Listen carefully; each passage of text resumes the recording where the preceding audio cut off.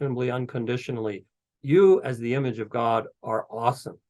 But the identity that we give ourselves, there's a question, and Petrarch mentioned this in his talk this morning. We're on a pilgrimage.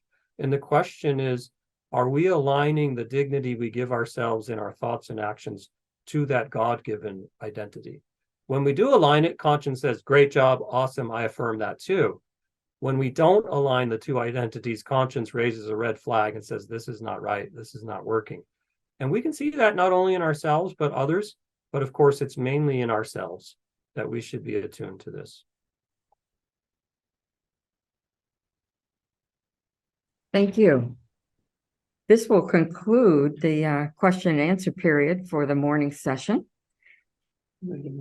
Yeah, Sister reminded me to remind you, we have a short break before we start our afternoon presentation. And what time would you like them back, Sister? Let's say at 12:40. And if everyone's in their seats at 12:40, we will begin at 12:40. So see you then. Thank you. Great. Thank you.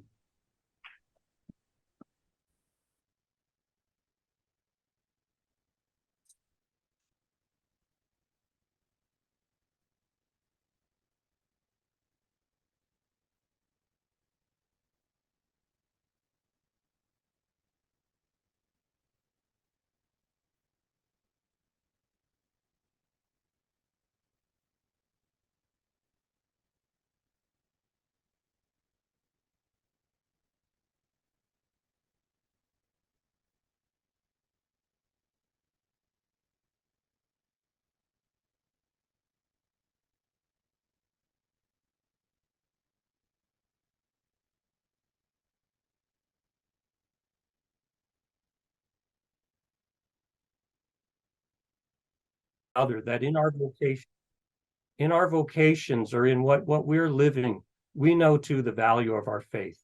Okay, but I wasn't asked to come speak with you today because I've had 30 years of marriage and a wonderful wife and things like that, as nice as that is. I do also have a lot of professional experience in this area, my academic training, my academic publications. I've taught for Franciscan University for over 25 years now. I've dealt with young people in all kinds of situations. I've also gone outside the classroom, given many TOB presentations in different settings. I've done teacher workshops. I've done diocesan formation like this. I've given talks for married couples, people preparing for marriage, all kinds of things. I like to tell people, it's more than what you might imagine. I've given seminars to cloistered nuns about the theology of the body. I was once asked to come and give a Theology of the Body Day at the State Penitentiary here in Belmont, Ohio. I gave a Theology of the Body Day for men who are incarcerated for serious crimes. And again, as you can imagine, it's not what people might typically think theology of the body is about once you get into these diverse settings. And what I've seen in all these things is that you might focus on one thing or another like we're doing here today, but it all comes back to the central truth that we have immense worth and dignity by being created in the image and likeness of God. And even when that image is marred, as Petrarch talked about this morning, the full restoration of it in Christ is so stupendous. And this is what we need everybody to know. Okay, the other thing I want to mention about my professional experience is it just so happens that in 2016, I was appointed to the Ohio Bishops Catholic Conference Committee on Religious Liberty. And we had to deal with many issues of sexual orientation and gender identity and formulate what would the Catholic bishops of Ohio have to say, how we should approach these issues. And so we drafted documents and we had, basic outlooks that we wanted the different dioceses to think about. Each diocese could take that and implement it on its own. I would give you one example, though. You could look this up on the internet sometime. The Diocese of Cleveland recently published their policies on sexual orientation and gender identity issues and how that is supposed to be dealt with in Catholic institutions in a way that is faithful, true to our faith, but also respectful and genuinely caring for everyone that we encounter. And that's what we're working towards whenever we have a movement in this direction of having some clear expression of our faith on these issues. I also served for 2 years, the past 2 years, on the Religious Liberty Committee here at Franciscan University. Same thing. We had to draft What is our belief on human sexuality as being created in the image and likeness of God? What do we think about sexual orientation and gender identity issues? And then what are our policies? How are we going to approach this in a way that is very faithful to the truth and the divine wisdom we've been given, but also caring and loving for other people? What I found in all this work is one of the most precious truths we have, and one of the best guiding lights we have, is our theology of the body. So I've used that phrase a couple of times now. We'll move into the first section on the handout. Well, what is the theology of the body? It can mean various things. Just give you a few ideas to focus on.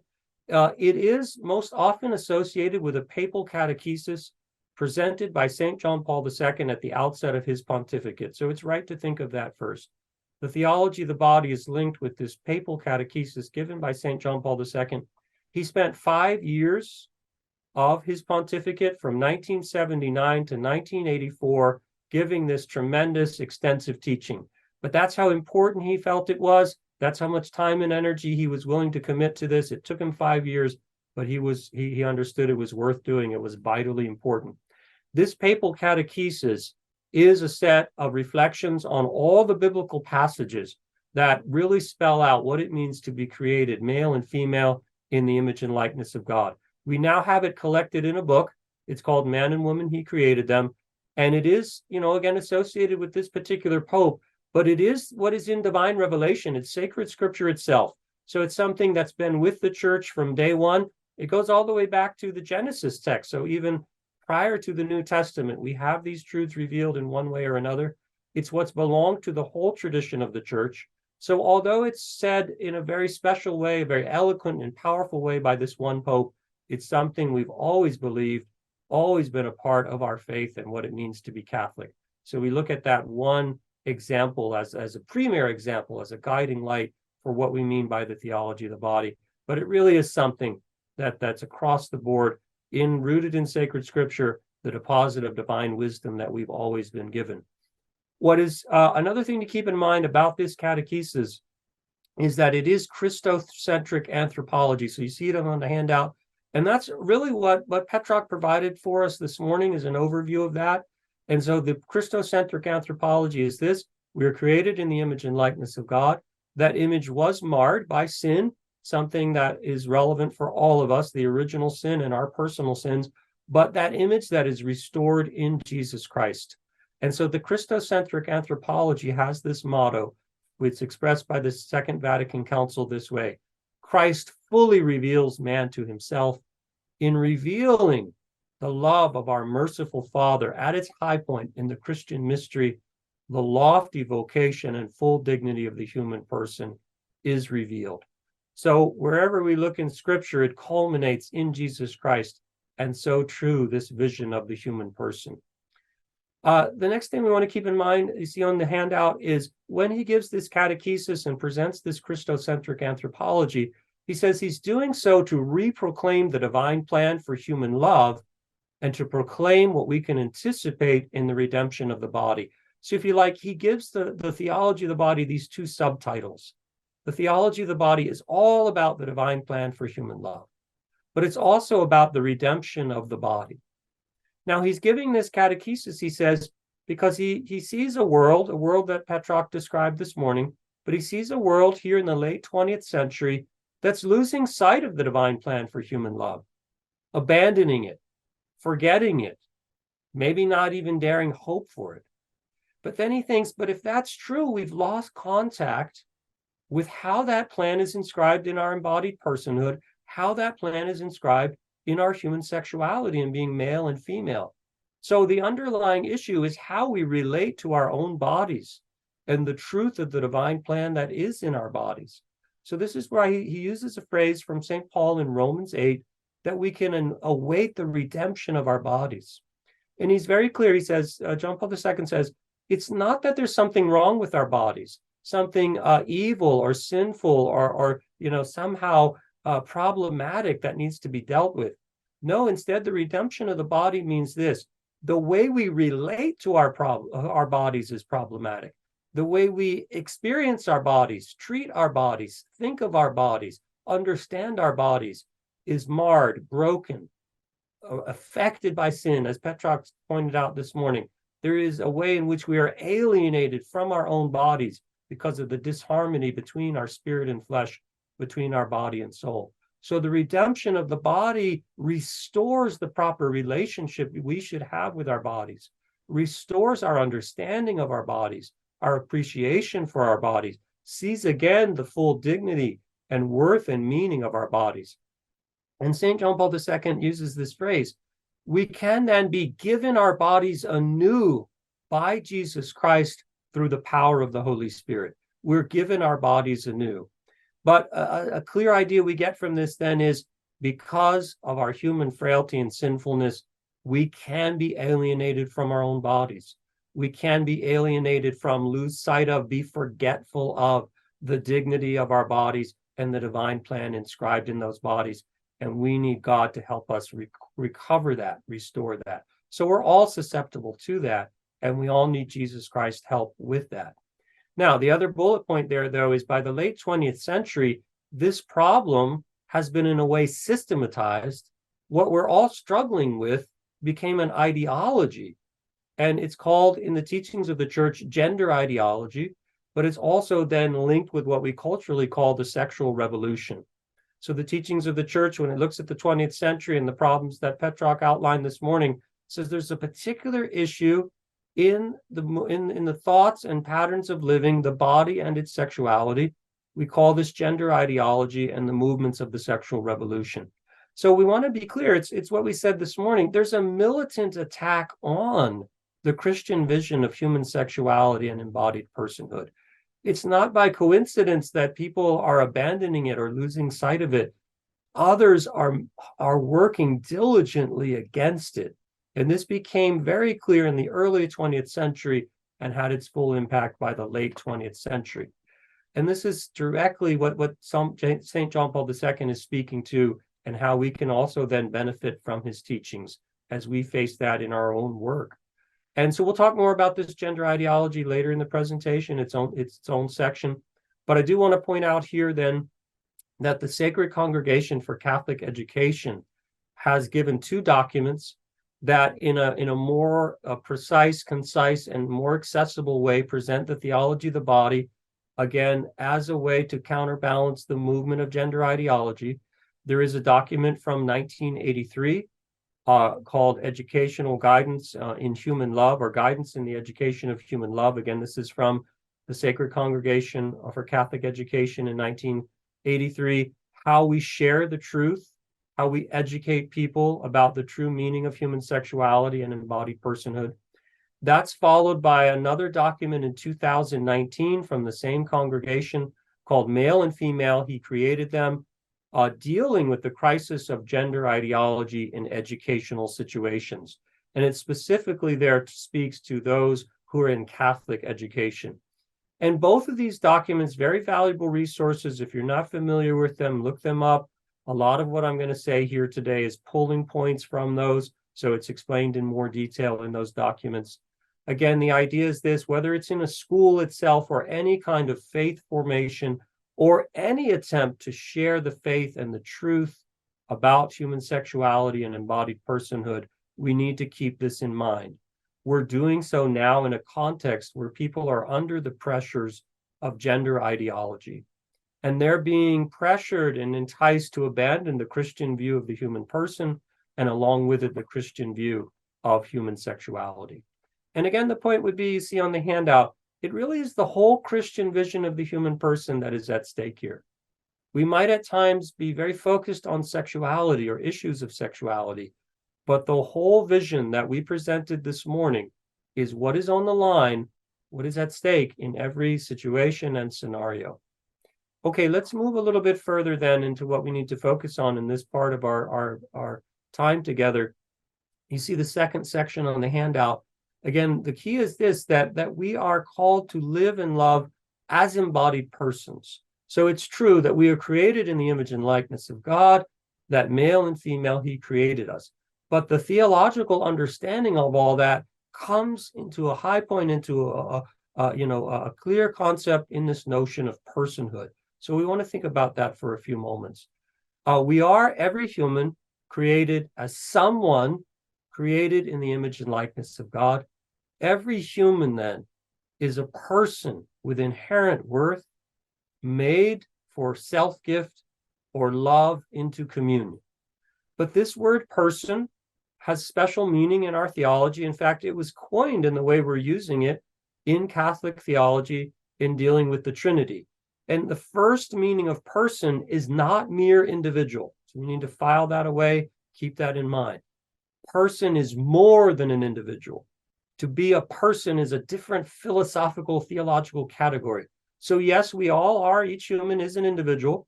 We all are an individual example of human nature. And that is what is true about every single one of us. It's the same truth. Each of us is human. And that's the level of what? We can say, what are we? Humans. And it's that human nature. Each is an individual. But what it means that we are persons is we are unique in all of the visible creation because we are also someone, or there is a who that we are. So in addition to being what we are, human, we are the person we are, or there's a question, who is that? And when we come to the level of who, this is what person is trying to capture more than a mere individual of the universal species. And it means then that each of us in being someone is utterly unique and irreplaceable, utterly singular. It also means then that we have inherent worth and value in being who we are. And to say it's inherent and inalienable means that it can't be lost because it never had to be gained. It's always there just because of who I am. And I can't cease to be who I am, so I can't cease to have this value.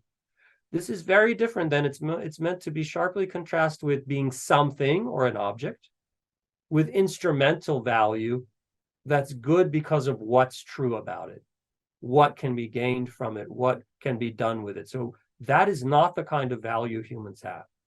We have value because of who we are, and it's inherent, intrinsic value, not instrumental value. Who I am, not what I can do or what can be done with me or what can be gotten from me. That's an instrumental sense of value. It also means in this concept of personhood that we are radically superior to the animals. And Petrock mentioned this morning how there is some animalness in us. We are mammals and things like that, but we are radically superior because we have a spiritual being, because integrated with our bodies and our truths that are similar to the animals, we have souls, we have intellect, we have will. This is all part of what makes us like God, that spiritual being we have.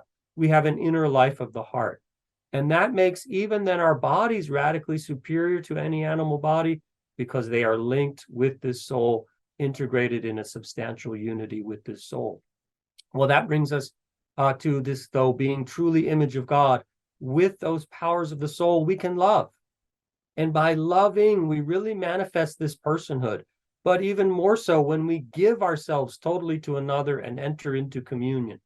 Ultimately, we will do that with God. But here on earth, we can do that with another human in marriage. And this brings our personal existence to a kind of high point here. This is the way John Paul II expresses it in his catechesis.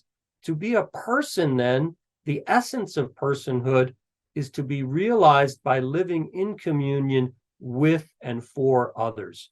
What that means is I am more myself, more truly myself, when I am other-directed, other-centered, giving, communing, going outside of myself. This is what personhood gives to the clear vision of who I am and what I'm all about and how my existence will be fulfilled. Now, the thing we want to keep in mind here is that we have an element of created the image of God. And there's a lot in this word. I just want to focus on two things. This means we are gratuitously given existence. This word creation, only God can create in his power and his goodness, but we are given our existence as an utter pure gift. And so now that gift comes with a kind of obligation. And we have two obligations that John Paul II spells out. First, gratitude, to gratefully, joyfully accept the existence we have been given, to receive it precisely as a gift that we can celebrate and positively affirm. And then the second obligation is called stewardship. Sometimes he talks about responsibility, but stewardship, to make that gift our own by continuing what is in that gift or the plan that is in that gift. So we have a stewardship over what we've been given, to maintain it, cultivate it, bring it to its fullest potential. And this is all packed into the word created. To be created is to be given these obligations as we're given the very gift of our existence, to celebrate and accept and joyfully have gratitude for the existence, but also to take stewardship and responsibility for that existence. Well, this brings us to the next point in this section. Our bodies are created in the image and likeness of God. Talked about that as well this morning, our whole being.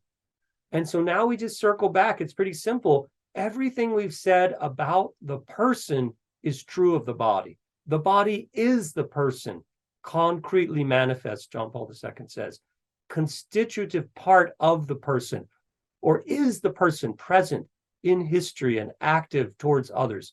So everything that is true of the person that I just sketched over the last few minutes is true of the body because of the integration of spirit and flesh, because of the integration of the body and the person.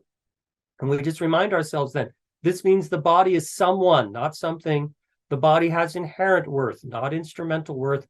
Who is present in the body is what matters most, not what can be done with this body or to this body or by this body. The who more than the what is at stake here. But this body is also then to be received as a gift with gratitude and stewardship, and to be directed towards the full gift of self and communion in its full realization. The other thing, though, we would want to say is we can reverse that process a little bit. If the body is the person, everything true about the person becomes true of the body, and that's awesome.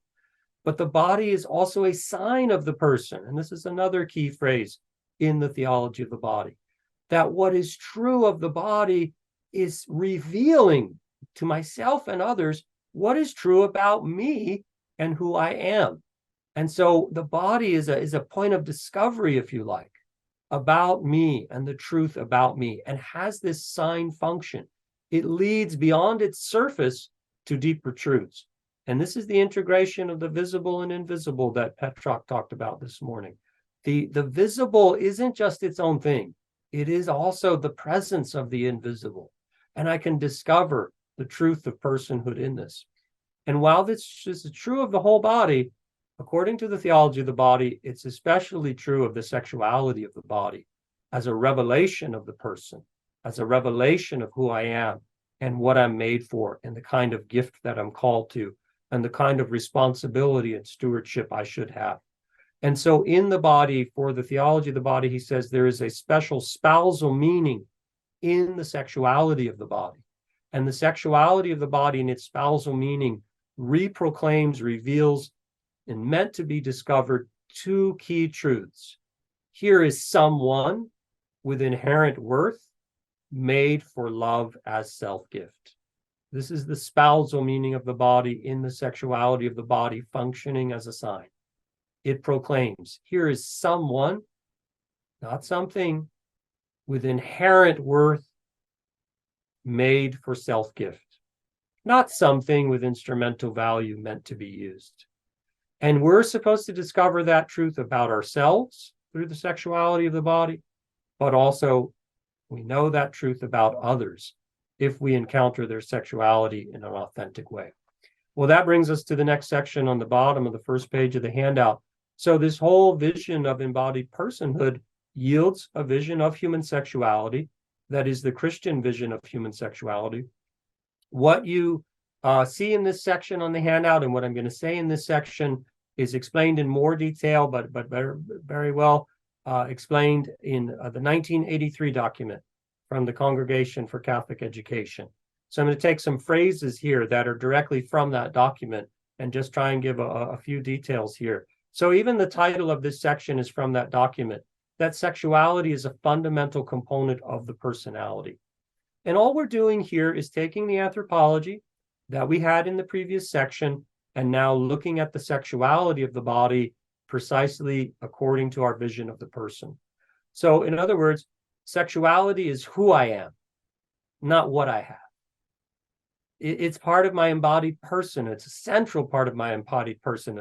That's what that phrase, fundamental component of the personality, means. Sex isn't something I have. Sexuality isn't something I have. It's who I am, made concretely manifest in and through my body. Just like I exist as a visible and invisible creature created in the image and likeness of God, so too my one sexuality is both visible and invisible. So the document speaks of how sexuality is biological, psychological, spiritual, but all rolled into one reality that we call sexuality. And so I am sexual, and I am that sexuality across all my dimensions of the invisible and visible. And there's an integration there. It means then, as you see on the handout, that there is this integration of male, masculine, man. For example, I am male in my visibility, I am male. I am masculine in my invisibility, and I am the man in the integration of both, when they're both integrated and rolled together. The man is the larger term then, but it refers to both the visible and the invisible. Same works then with the woman, right? She is female in her visibility, feminine in her invisibility, but the totality of the two is what it means to be a woman. So it's not anymore being visible or invisible, it's both to be a woman. And it's the integration of the two that is key. Well, the other thing we've learned from our anthropology, though, is that we can, as it were, discover what's true about the person in the sexuality of the body. Because if we can discover the truth of the person through the body and its sign function, now when we look at the sexuality of the body, we discover a core truth. And again, we could focus on other things, but in the interest of time and what we want to see today, we're going to focus on how the maleness and femaleness have heterosexuality in them and in the form of complementarity. And if that truth is so obvious in the body, or what's being called biological by the document, then it's true of the whole person. So it'd be something, if we put it in simple terms like this, there's no way to understand or explain the maleness of the body apart from reference to femaleness. There's no way to explain the anatomical construction of the male genitalia, not in any meaningful, honest, legitimate biological way, without reference to the female. There's no way to explain things like sperm production without reference to interaction with a female. It's not honest biology. It's not meaningful or legitimate if you try to explain sperm production in any other way. So maleness is orientated to femaleness. There is a sexual orientation that's undeniable in the body, but the body is the person and reveals the person. So that heterosexual orientation of the body is an orientation of the person. And of course, the same works with femaleness, right? The anatomical construction cannot be adequately or fully explained apart from reference to maleness and interaction with the male. Things like ovulation cannot be legitimately explained in femaleness apart from maleness. Now, when we talk in this way, then we're saying we discover what's about the person. This would be the category of sexual identity. And you see, I mean, this is purposely done on the handout, right? I keep the word everybody.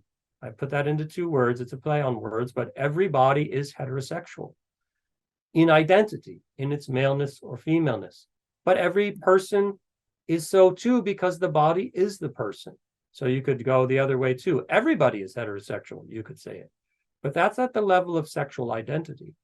What we also know then from the truths of the body is that the full functioning of the body can only be in the complementarity and the action, the one action that draws upon the sexual complementarity, what we call genital intercourse. So at the level of action, we all have this plan in our sexuality for heterosexual genital intercourse. There's no other action, even if it's between a man and a woman. There's no other action that can build upon and really fulfill that fertility that I talked about and things like that. And we're talking about, though, again, how that action is the source of personal fulfillment as well. Okay, all of these things are meant to be discovered through an understanding of our sexuality. And here's where the obligation of being created in this way comes in. I must accept my sexual identity and the divine plan for my sexuality that is inscribed in my body. I must do so with gratitude to receive the gift of being truly created as a male, or if in the other case, as a female. And to reject that sexual identity is to reject the gift, to not like it, to not want it, to not want my body to be this way is an issue that breaks the dynamic of greatly accepting the gift. And I also have stewardship and responsibility to live my sexuality that is authentic to my personhood, made for communion, but also authentic to the divine plan, made for a communion that is complementary to me. And this is where the divine plan for marriage becomes the moral way to live out our sexuality, the authentic stewardship, the way to fulfill the divine plan, which we've been commissioned to do. So to be very clear, we have a moral obligation to accept our sexuality as a gift from God. We have an obligation to accept our sexual identity and to accept the plan for our sexuality that is inscribed in that. And we have immorality when we go astray in either of those. We reject the identity or we do something other than the plan.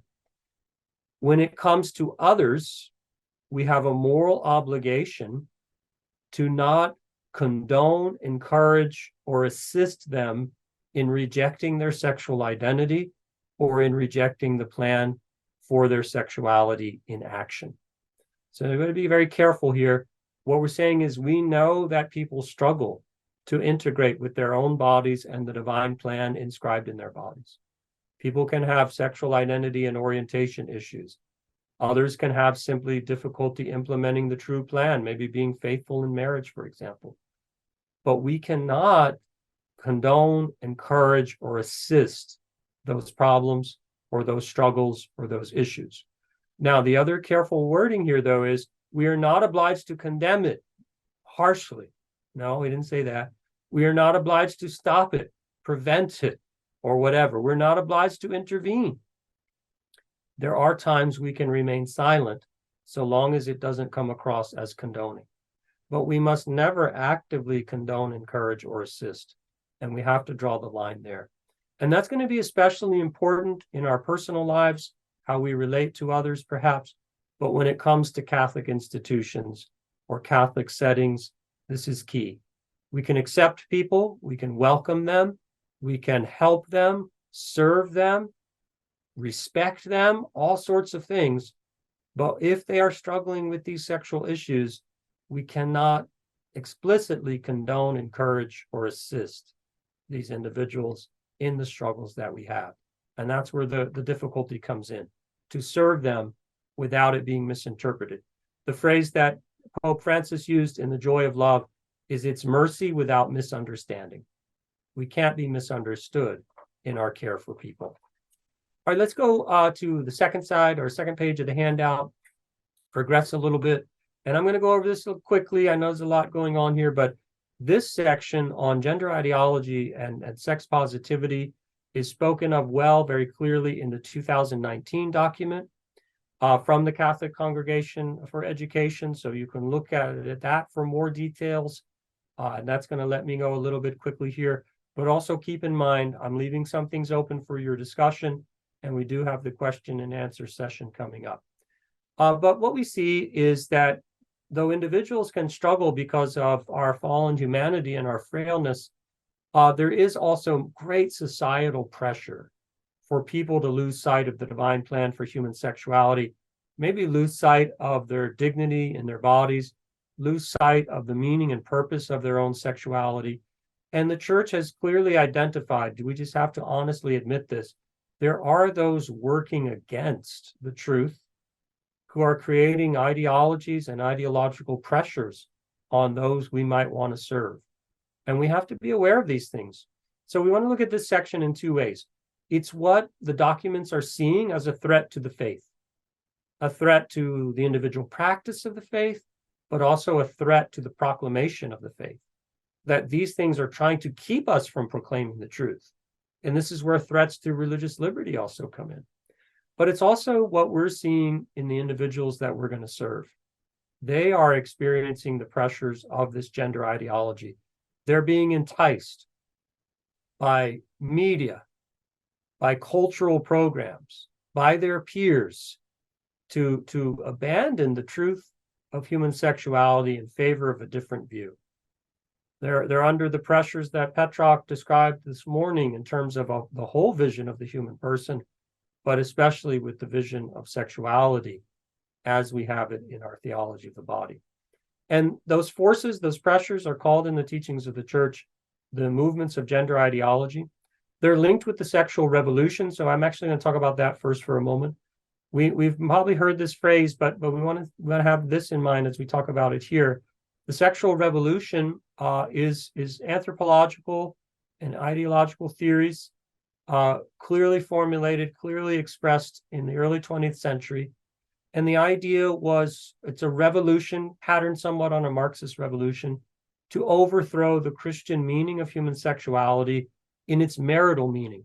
So like all revolutions, it had a target, and that target was marriage or the marital meaning of human sexuality. The idea was to depose marriage as the one obvious way to live out our sexuality.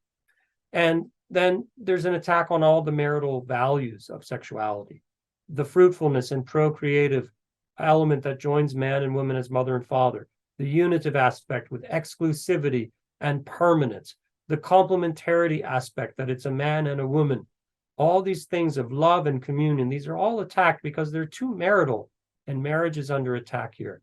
But the goal was, according to these revolutionaries, to create a revolutionary concept of sex that's devoid of all marital meaning or severed from heteronormativity, severed from genital normativity, so that sexual identity is wide open and sexual action is wide open. And with this, they also formulate what's come to be called sex positivity, that we could give a positive assessment of any thoughts and feelings at the level of sexual identity and any actions that an individual might indulge in as long as they're wanted.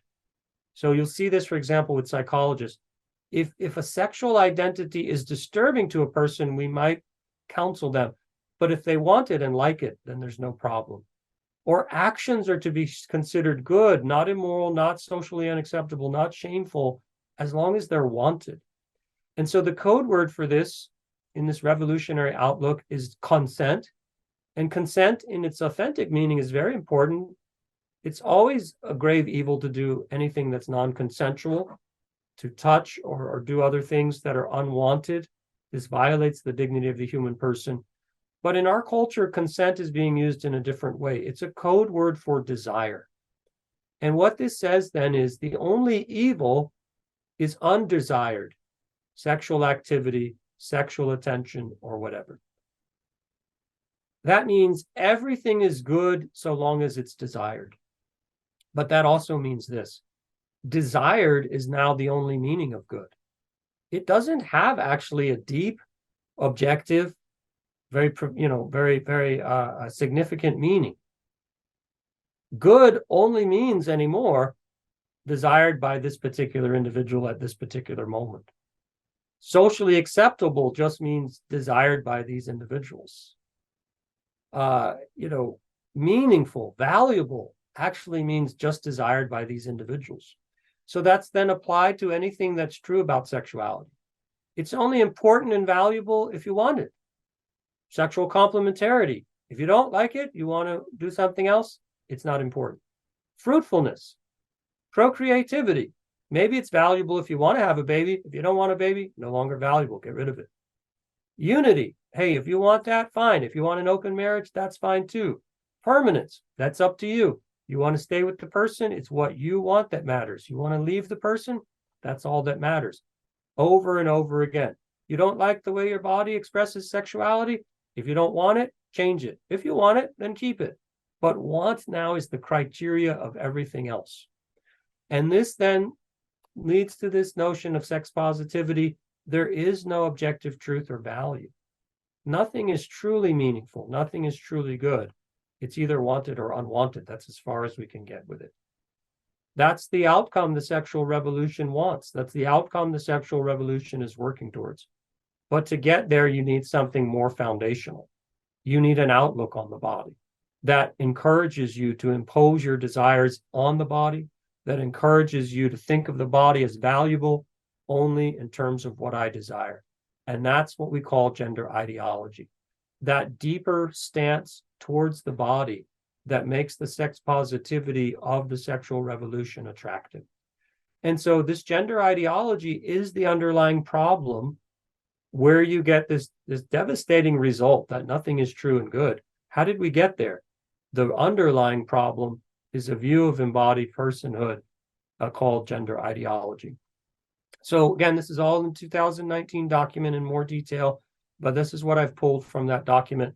So the basic idea is this, you see it on the handout, that we should have a sharp dichotomy, a great disintegration and isolation of the conscious individual from the body. So now I am this conscious individual, but I am not my body. My body is what I have, a kind of possession. I have control over it. I act through it, but it is not me. It is something I have. So it gets relegated to the level of want. To the level of what? So if it's not me and it's what I have, it doesn't have all the dignity of a person. It doesn't have, this need necessarily for respect. What needs to be respected is me, and I'm this conscious individual. And respect for what I think and what I feel is, in fact, what becomes most important in this gender ideology. Okay, that severs then sex from the conscious individual by that larger stance towards the body. Sex is not who I am, but what I have as a trait in my body. And how I think and feel about it is more important than what is there. That's very different than what we saw on the other side of the handout, right? That I receive my body and my sex as a gift. It's a divine plan for me that I receive gratefully and exercise responsibility over. This is diametrically opposed to all of that. It's just my sexuality of my body, according to gender ideology, is just a brute fact that maybe the forces of nature or whatever gave to me, but it has no obligation imposed on me. It has no hold over me.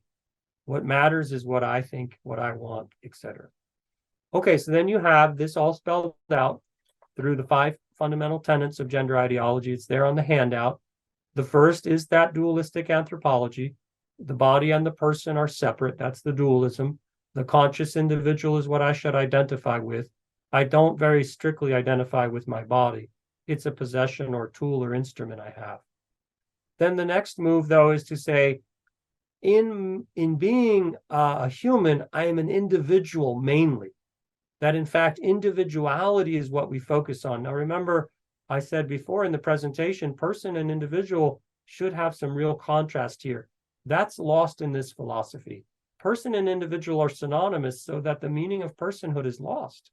To be an individual is just to be a replication of the species, but really then closed in on itself. The real import of individual and gender ideology is me turned inward on me. So rather than the other-centered, other-directed vision that we had all along today, this is a self-directed, self-centered concept of the person.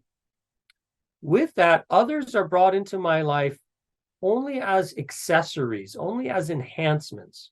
If they can contribute to and maybe advance the individual project that I have, my life project, then they're important, then they're valuable, then I'm interested in them.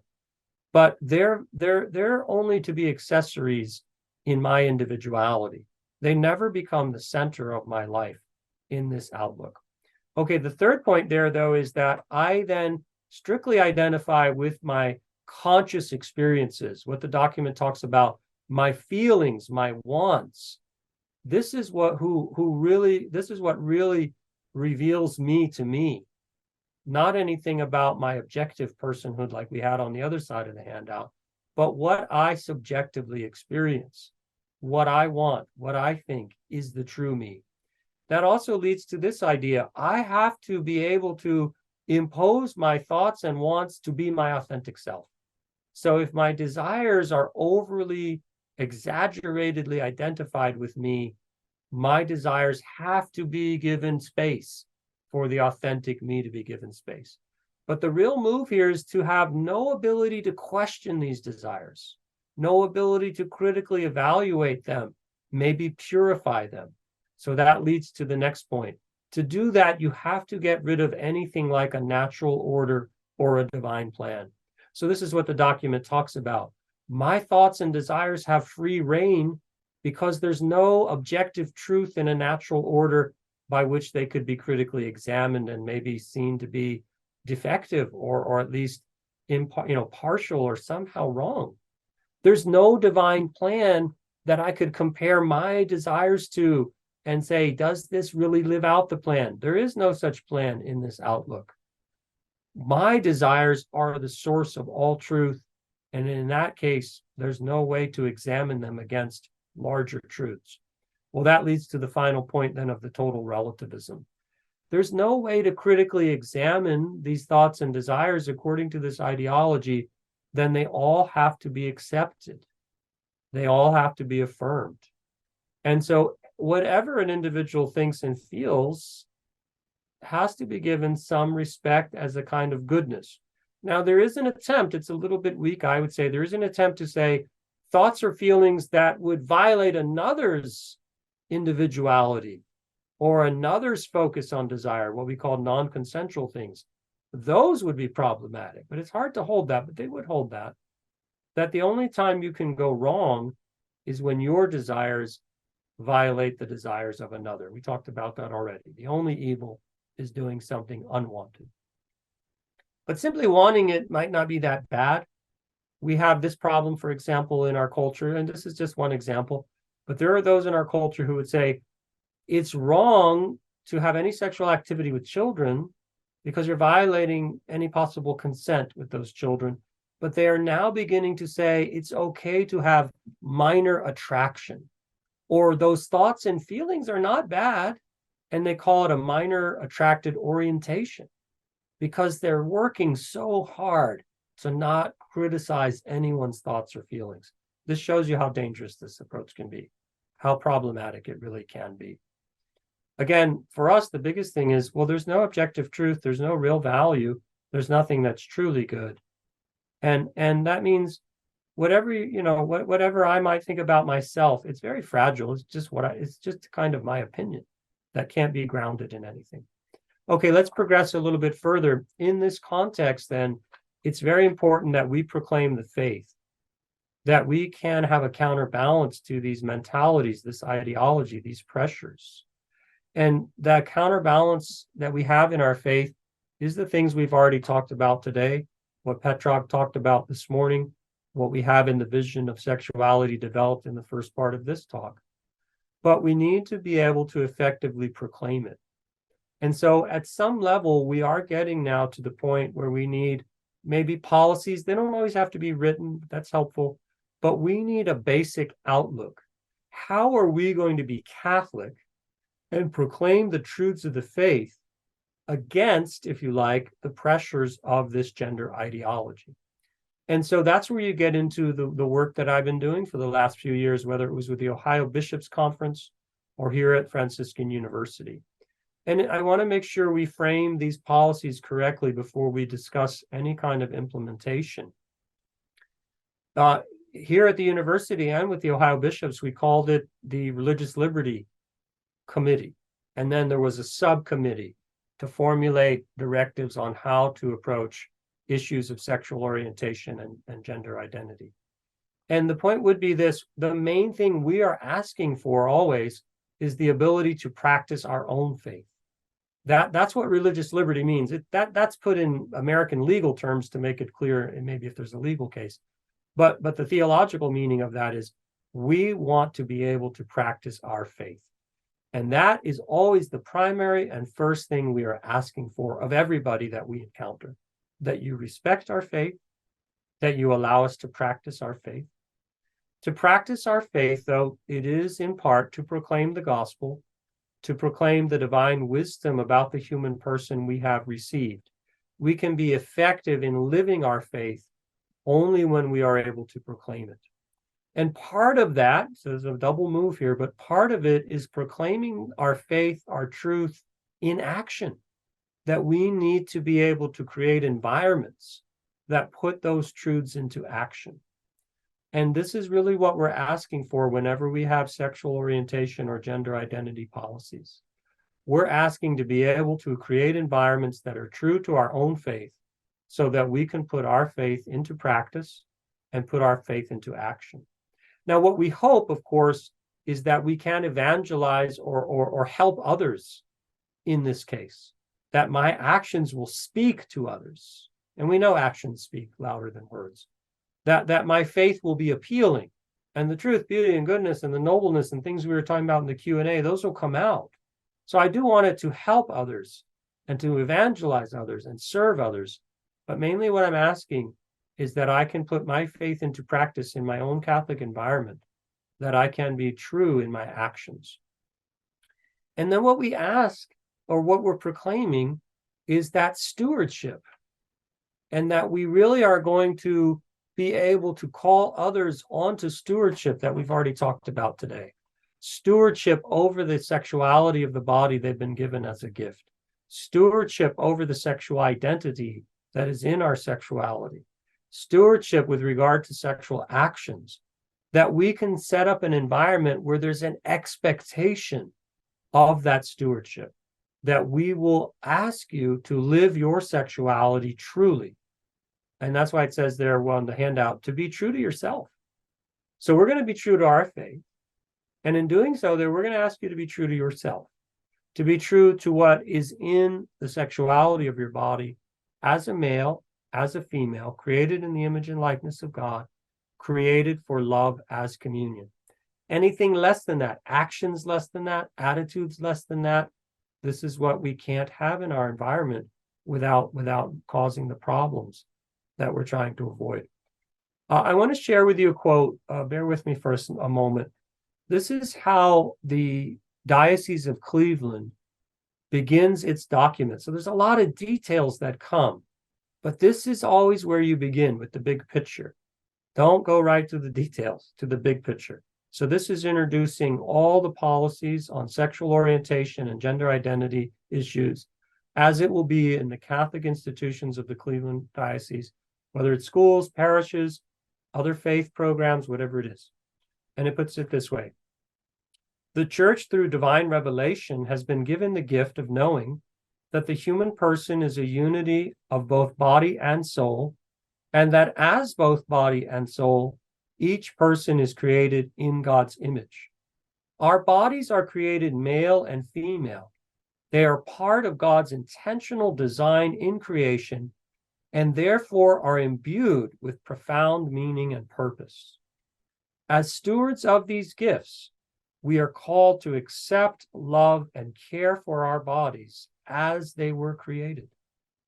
Catholic institutions, therefore, are called to act and speak in ways that are consistent with and affirming of this divinely revealed truth about the sexuality of the body. So this is really what all our attitudes should be, all our outlook should be in all the work that we do. We firmly believe this.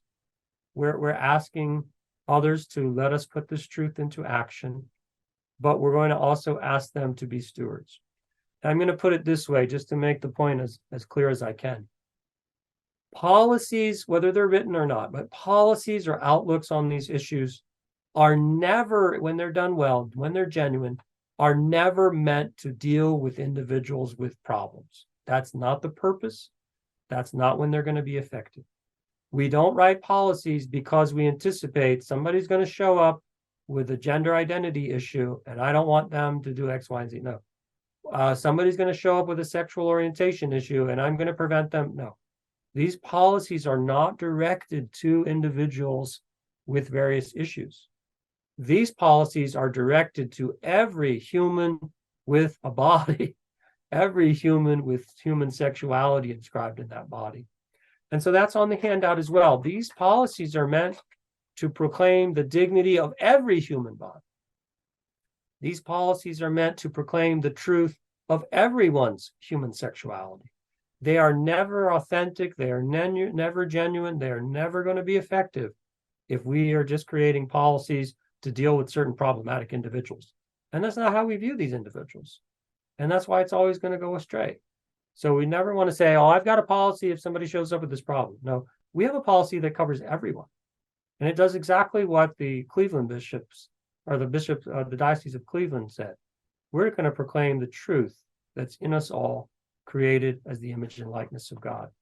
As you see on the handout, and this would be something, for example, in the Cleveland policy, this can cover scenarios and situations where we insist that we uphold the dignity of the body. It can be things like the use of names and pronouns, prohibiting preferred pronouns, for example. It could be with regard to access to facilities, bathrooms, or locker rooms, access to activities, sports, or other things that are meant to be for girls or boys. It can be with regard to social activities like dances. It can be with regard to record keeping or any legal references to students or other people we were working with. It's going to be with regard to advocacy. We won't allow people to display the flags and other things of the gender ideology, etc. So there's lots of different scenarios where the basic truth is going to be reproclaimed, but it's always a reproclamation of the central truth. It's never, again, some kind of problem solving or evil preventing outlook. It's that, hey, in this scenario, we're not going to let you do that because that obscures the truth. That contradicts the truth. And again, remember what we said. The key thing is we have to have environments that do not condone, encourage, or assist gender ideology and the rejection of the truth of human sexuality. But what we're also trying to create is environments that are loving, caring, and therefore respectful and welcoming of everyone. So we have to walk this fine line. We welcome everyone. Maybe they have an issue. Maybe they have a struggle. We want to care for everyone. Maybe they have an issue. Maybe they have a struggle. But we cannot, in the process of that, condone, encourage, or facilitate the rejection of their own sexuality as an identity or an orientation, because that would be not serving them. That would be denying a truth that is them. And it's very important. I want to affirm you.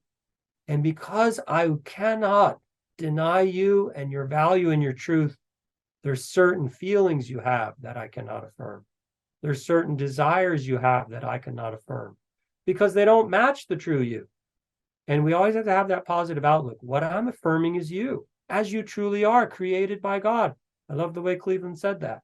What I won't affirm is when you reject that gift in your thoughts, feelings, or actions. And I can't do that because I'm not going to look at your body and say, yeah, I don't like the way your body was made. We should change that. I do like the way your body was made. I think it was made great. Or I can't look at your body and say, I don't like the plan that's obvious in your body. I do like the plan, and I am going to affirm it. And so out of love and respect for you in your embodied personhood, I won't let you reject your own body. I won't encourage you to reject your own body or assist in that. So this comes to the final section on the handout there. Now, you know that Petrock and I cannot tell you what to say in every scenario or what to do in every situation in detail. We can't tell you what's going to be best in every situation. But what we're trying to tell you is the basic outlook to have that will serve you well in every situation. And that's what the last section is about, that we need to have general pastoral care, that, and this requires sound theology, that I need to see that the most precious thing I can give to a person and what will give them the greatest care is the divine wisdom about their true selves. And I need to work towards that as best I can. I don't have to give it to them all at once or hit them over the head with it, but I can't give them something other than that truth, something that contradicts that truth, and yet imagine that I'm caring for them. That will never work. One of the things in the theology of the body, this great phrase, it's not about accusing, but calling. He says in the gospel, Jesus does not accuse us in our sinfulness, but calls us to move beyond it. That's the same attitude we have with everyone.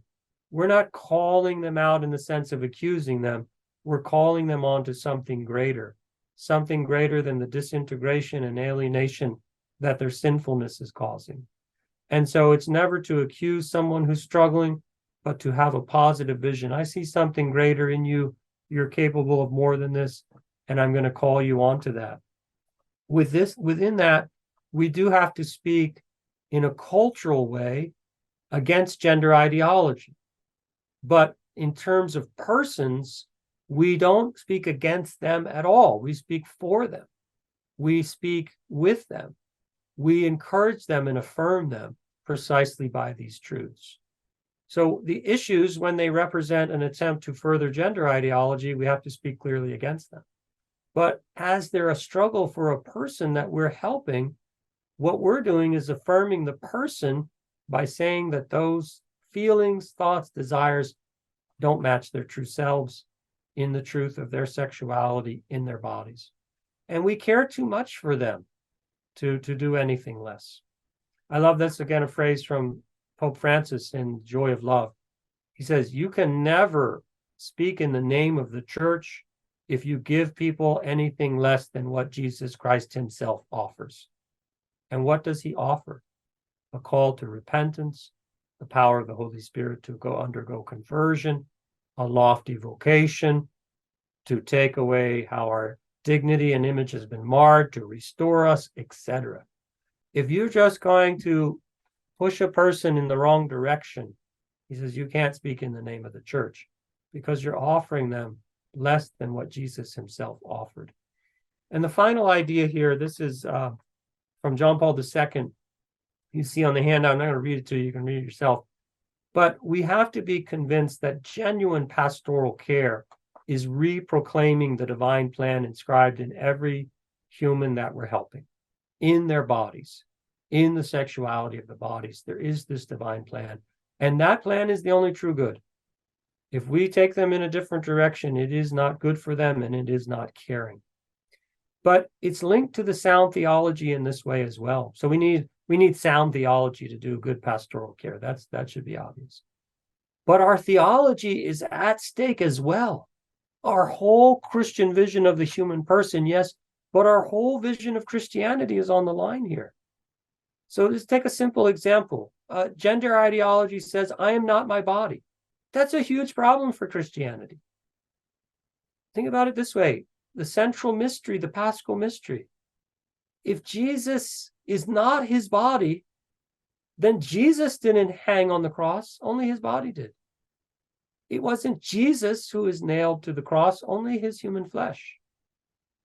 But nailing a human body to a piece of wood, that's not going to make an atonement for the sins of the world. You could nail a million human bodies to wood, and that atones for sins not at all. It's only the divine person, the second person of the Trinity, being crucified. The Word became flesh. The Word didn't ride around in some flesh. The Word became flesh. But that's being denied by gender ideology. The whole Christian mystery is being rejected in that. Or look at how baptism works. All the sacraments work this way, but baptism, for example. How could it cleanse your soul just to pour water on your body and put oil on your body if your soul is not permeated through that body? If you are not a true integrated composite of spirit and flesh that Petrock sketched for us this morning, baptism wouldn't work. How could your soul be cleansed by something that touches your body unless you are your body and you are forgiven your sins when your body is anointed? So we've got to see that the whole of Christianity ultimately is at stake in these issues. We can be tempted maybe to help a person in the wrong way.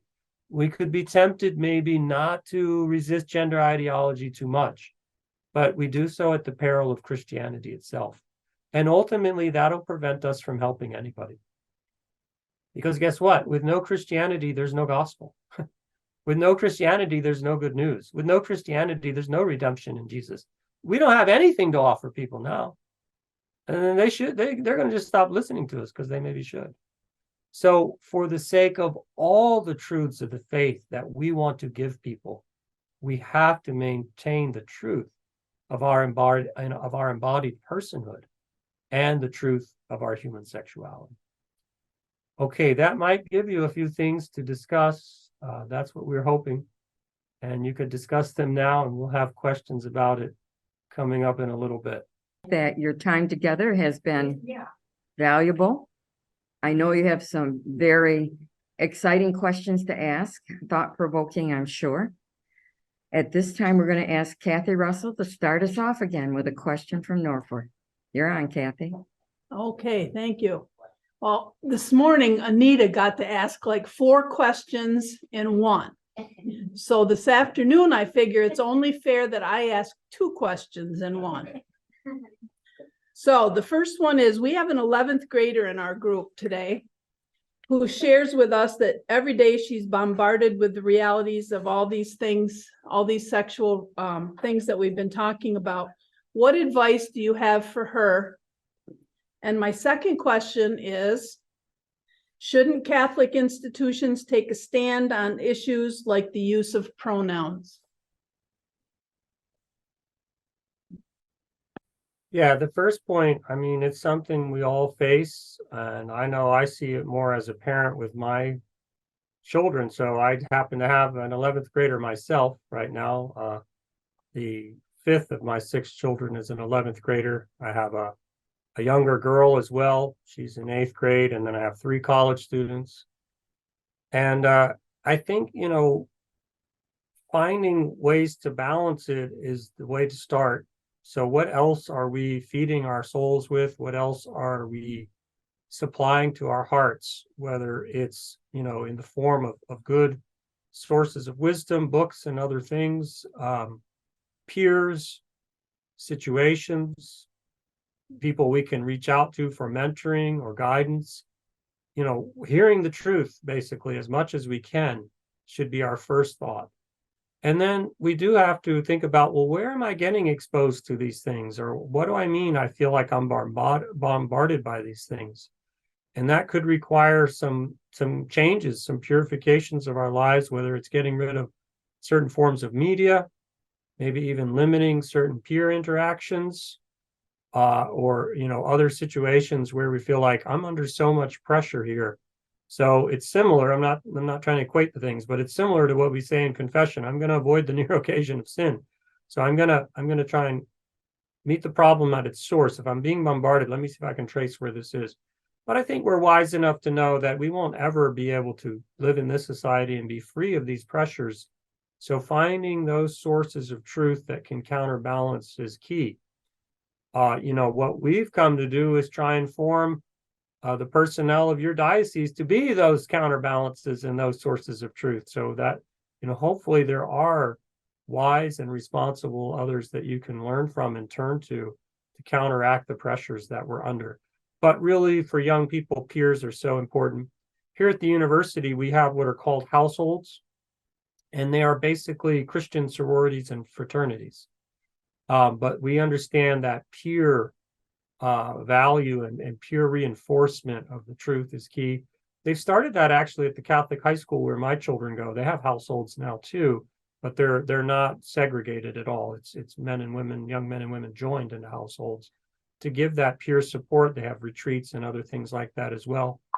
And we have also, peer mentoring groups here at the university for people that are struggling.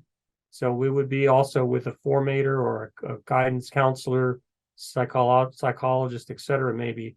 But there's peer reinforcement. There's groups for anyone struggling with same-sex attraction, for example, or other gender identity issues. So it's got to be a double move. I think we understand how humans operate, but we've got to have sources that are reliable and peer reinforcement of the truth. I actually forgot the second part of the question. If you could repeat that for me. Sorry. I think I know, but I don't want to guess. The second question was, shouldn't Catholic institutions take a stand on issues such as the use of pronouns? Yes, I think when you put it that way, now you just said take a stand, and I called it in my talk, maybe at least having a clear outlook on these things. And we have come to that point, unfortunately. The diocese, the various dioceses here in Ohio have recognized that in 2016. And we formed the committee, Religious Liberty Committee, that I worked on for the last few years. And it's just a need to have clarity of what we really believe. And then it should get down to these details and these scenarios. If again, if you say, well, what would that look like? I'm not going to walk you through it, but if you were to Google sometime, they put it on the internet, the Diocese of Cleveland's policies. I think it's a great example. It's not the only way to do it. We have our own policies here at the university.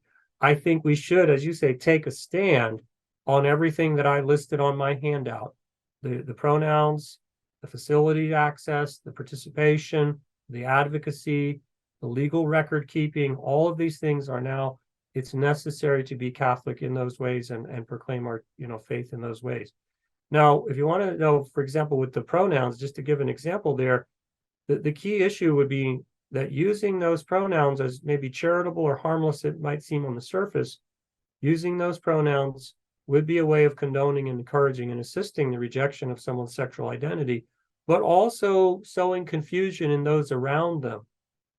So you've got a double problem, and that's how we expressed it here at the university. Personnel of the university are not permitted to use personal pronouns, even upon, a desperate request or something, because of how it harms the individual, but also sows confusion in those around them.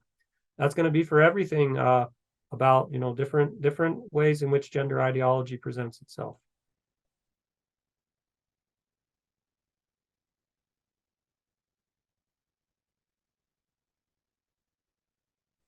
Sorry, Okay. I clicked the wrong thing and I disappeared.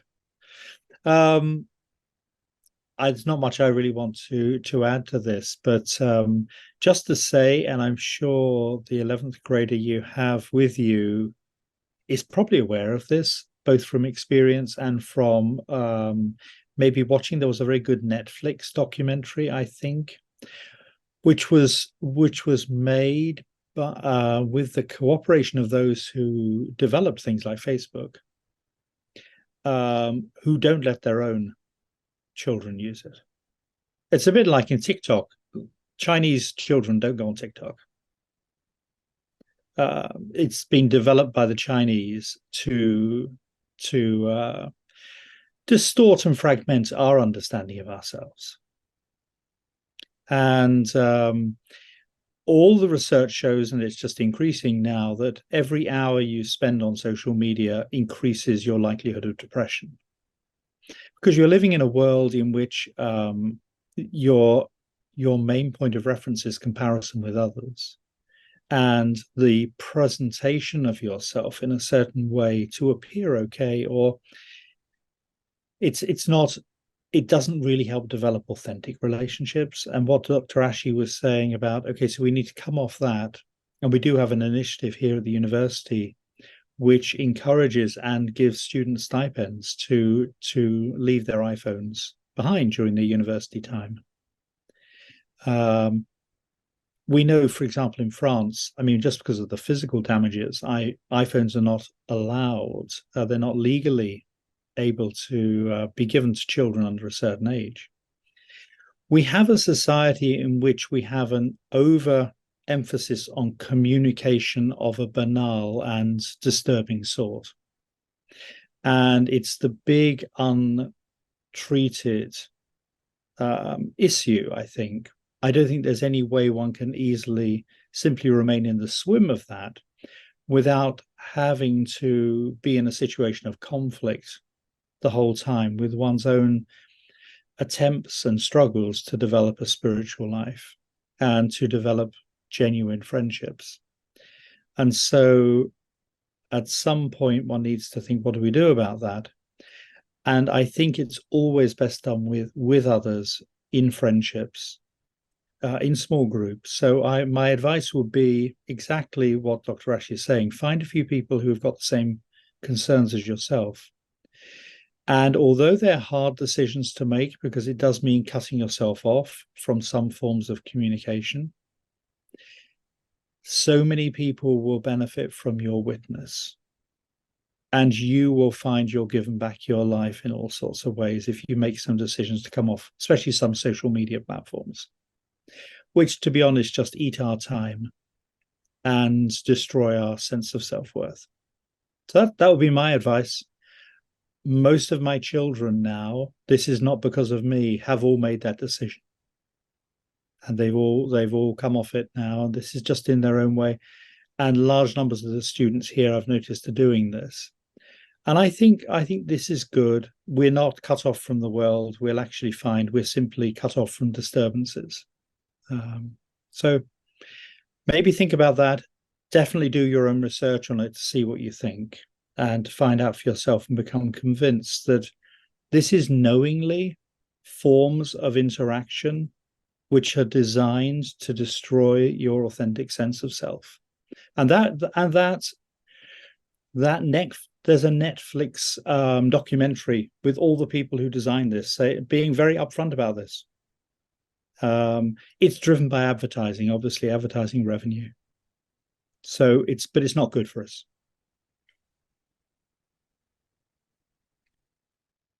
Thank you. I'm speechless. Let's move over to Plattsburgh, and Anita, do you have a question for us?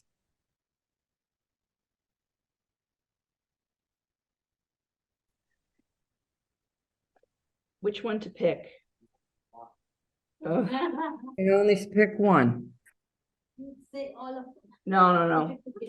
Okay, so is it okay? You're probably gonna say no, but is it okay to say to a gender confused individual, I see you as a girl, or I see you as a boy.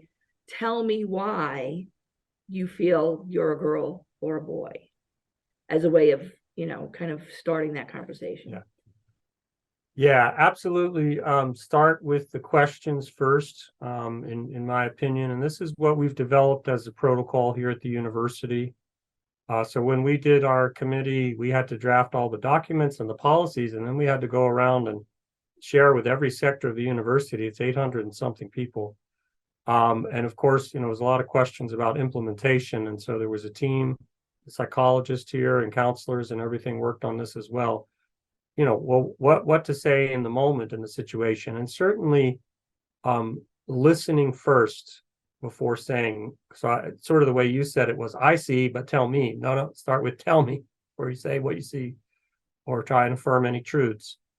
And there's a lot of value to this. One is what we talked about before. You show the person that you care, and then after they understand that you care by listening, they might be interested in what you know. So when they know you care, they might care what you know. And listening is key to that establishment of feeling cared for. But it's also going to give you a lot of valuable insight into what you're actually trying to address and what it is you want to speak to. So you speak much less effectively when you're speaking out of context, right? So it's going to give you a lot of context. And I do think ultimately what you're trying to affirm, now I had to do a program, sorry, I'm trying to keep this all straight in my head, but I had to do a program where I worked with the social workers in their clinical work. They go on site and do their clinical, practicums. And they wanted to know, how do I talk to people and things like this. And, what really, I think, made sense to them, so I keep coming back to it, is what I'm ultimately going to affirm is you as an embodied person. And I don't like to hear you speaking negatively about your body, or thinking it's somehow not good or right, or not the right sex, or you don't like what it was designed for, being with a man or a woman instead of the same, woman or man. Where any part of that I hear you rejecting saddens me, because I see it as so good.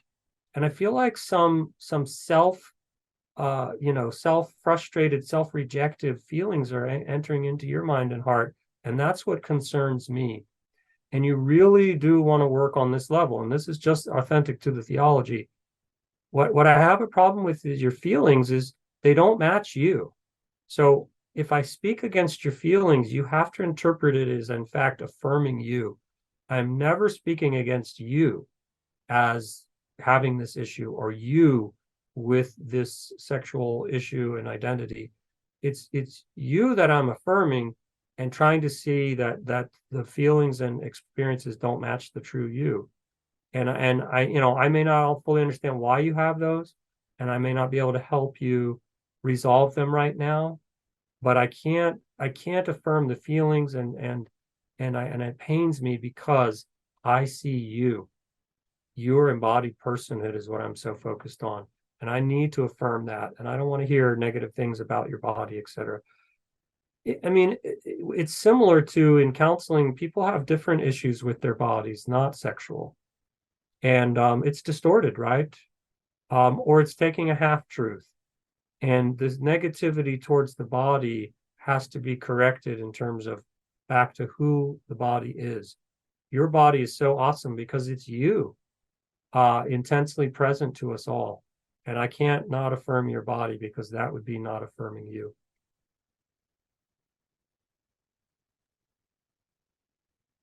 I don't know whether you found many resources. This is one Dr. Ashi doesn't normally recommend resources, but I found this basically very good. It's by Jason Everett, and it's called Male, Female, Other, ? You may have come across it. It's very affordable. It's basically what I like about this book is it gives you in a very readable fashion. It gives you, if you like, scientific basis for different claims and evaluates them well. And he takes a lot of care throughout the book to focus on the kind of conversations we can have and the tone and the way in which we need to listen and so on. I mean, he basically goes through 18 statements that people can make, and how would I speak about each one? I'll just give you some examples. So this might be something somebody says. Each person has their own gender identity. Gender is a social construct. Some people are trans. Sex is assigned at birth. Intersex people prove sex isn't binary. So he goes through all these kind of things we hear and things people might want to say.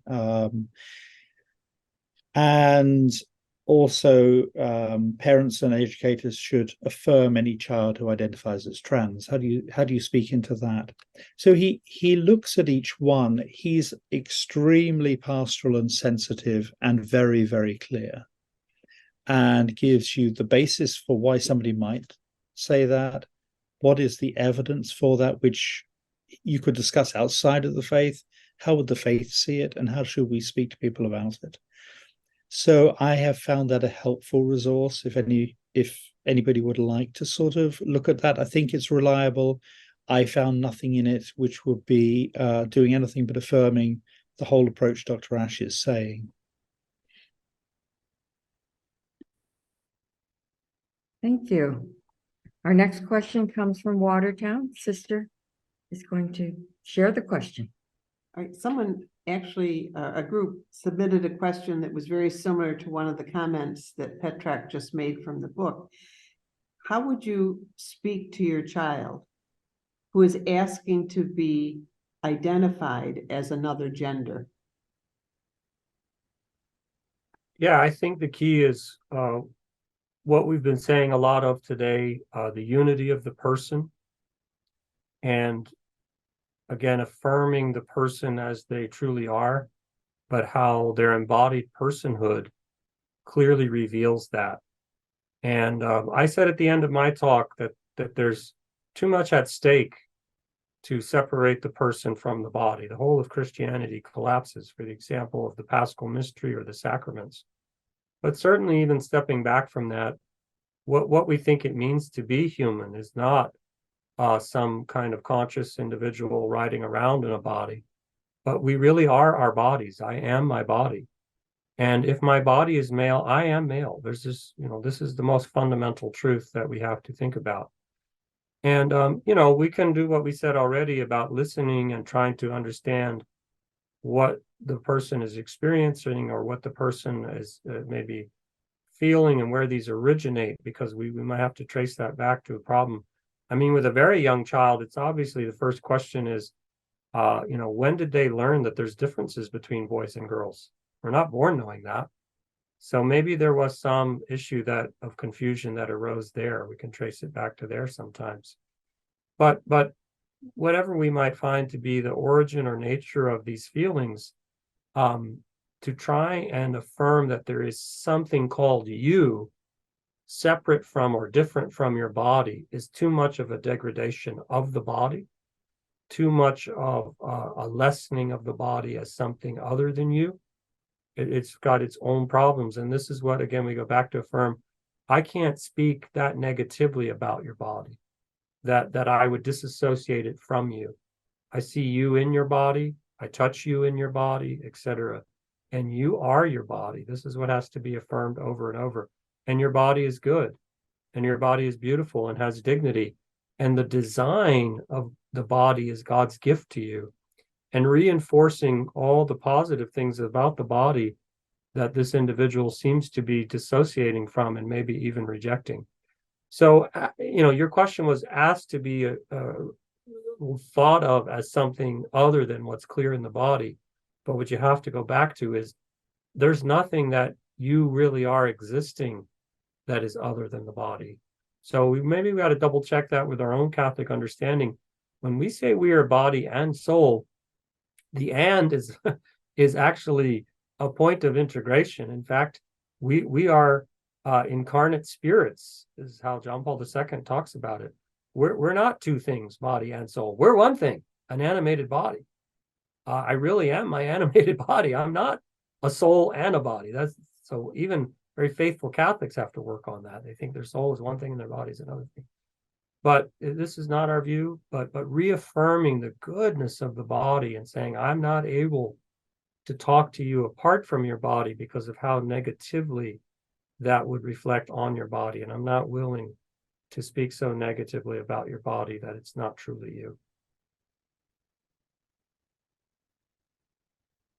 Yeah, so as the question arose, then how do we speak? How do we help a parent think about how this was that right? How do we help a parent think about this? So one of the things which is interesting for us, isn't it, is makes us realize how, I mean, we're not trained counselors ourselves.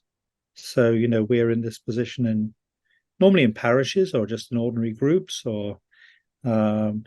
but we do become trusted figures who people turn to, not just for our teaching, but increasingly, I think, as soon as because the faith is such a deep point of sharing we have with people in the parishes and so on, we become points of reference for people reaching out for support in kind of more pastoral ways. How do I handle this now?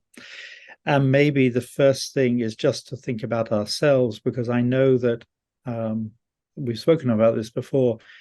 We can want to go back into kind of safer waters ourselves, and that's very natural. That somebody is asking us a very difficult question. I'm not quite sure what to do with that.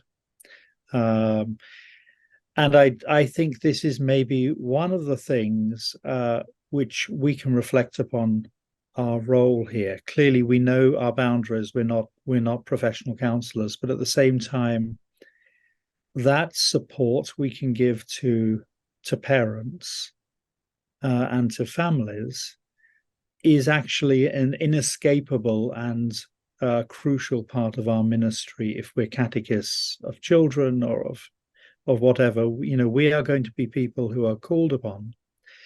And I suppose for ourselves, maybe what we want to mirror is something we want to communicate to the parents in this. We maybe need to decide, I will listen to you. I want to find out from you, the parents, tell me about this and what's happening.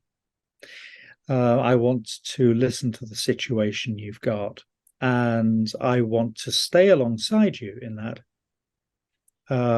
Please let's stay in touch about this. Tell me more about it. Help me understand what you're going through now, because when a parent opens up in that kind of way, how much is already happened that maybe we're being invited to understand and enter into. So that's maybe the first thing is we're being reminded of maybe one of our prime roles, which is to try to support parents in their work with their own children. And I think, as you say, I mean, Dr. Ash's really given the key thing we're going to try and get across to them, which is a very fundamental affirmation of them with their essential dignity, which includes their body and doesn't reject it, and which is going to, we want to help them through that. And so I think if the parent is coming, then clearly they're in a situation where they can also express gratitude to their child for opening up to them and wanting the parent involved.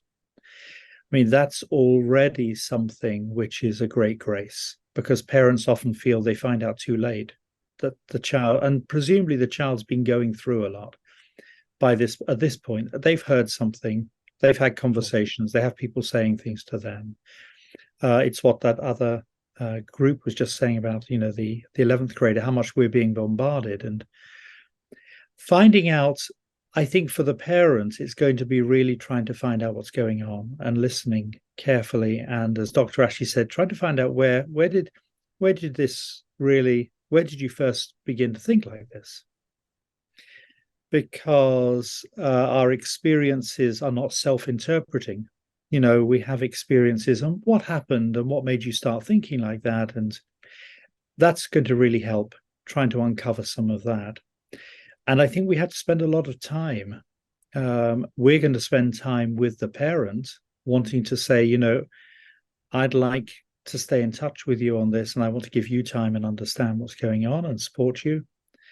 And that's obviously the big message of the parents. I'm not abandoning you. I'm staying with you. I want to understand you and love you and reaffirm for you my love for you in this situation. So you're under no illusions about that. So empathy and understanding and listening is key, obviously. And from that, welcoming the child's opening up. After the conversation, if the parent is able to go down that line of helping the child to unplug in some way from some of those messaging, and if the parent can try and get a better environment with some friends, with some healthy input and so on, so that you get some, when I say good normality around the child, whatever they're going through, it's normally a fairly long-term thing that the child is needing to work through in this. So it won't be an immediate thing. And being patient with oneself and with the interactions and with the child as you try and reaffirm these basic messages of the goodness of the person and the body, so that they can come through that. I think all of that, as I say, in fact, Jason Everett's got great chapters on this. And I would just say again, the book gives very helpful advice, I found, on how to trying to stay in the ring at this point as parents. Thank God for our Catholic community, you know, and thank God that we have a community of prayer and support, which many people and many parents don't have. And so we have great resources of grace and human support and solidarity, which we can draw upon in the parish. And that's really wonderful. And helping maybe the parent to find other people who can support that family, and, you know, be a part of wider networks of support as well.